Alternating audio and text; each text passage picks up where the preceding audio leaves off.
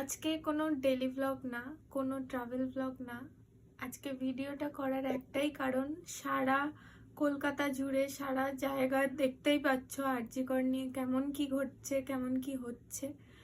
তো সারা দিন ধরে আমরা যাই করছি, এই দুই তিন দিন ধরে যাই করছি, সব সময় মনে হচ্ছে গলায় কিছু একটা আটকে আছে, কিছু একটা জিনিস যেটা সব সময় মাথার মধ্যে ঘুরছে।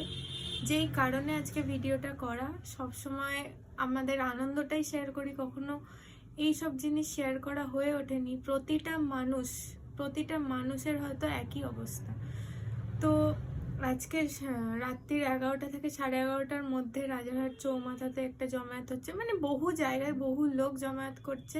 ওই একটাই কারণ, আরজি কর ঘটনা নিয়ে সবার একটাই বক্তব্য, আমারও সেই একই বক্তব্য, যেন যে দোষী সে দোষটা করার সাথে সাথে যখনই প্রমাণিত হবে তখন